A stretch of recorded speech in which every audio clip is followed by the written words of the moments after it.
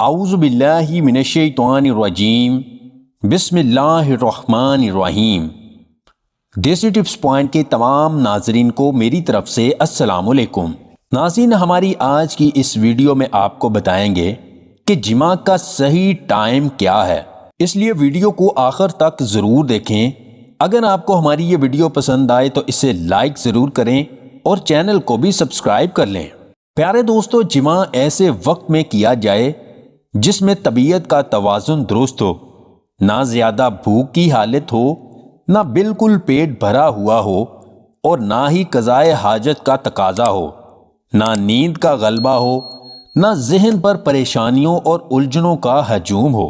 جماع میں حتی الامکان ستر اور پردہ ہونا چاہیے، اس لیے کوئی ایسا مکان ہونا چاہیے جس میں کوئی دوسرا نہ ہو، بلکہ نادان بچہ بھی نہ ہو۔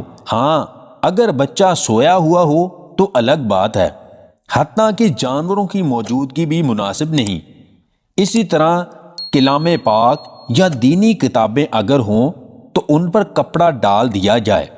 نیز جماع کے وقت بالکل برہنہ ہونا اچھا نہیں ہے، بلکہ بقدر ضرورت سطر کھولنا چاہیے اور باقی بدن پر کپڑا وغیرہ ڈال لیا جائے۔ اللہ پاک ہم سب کو دین کی سمجھ عطا فرمائے اور دین کے مطابق زندگی گزارنے کی توفیق عطا فرمائے۔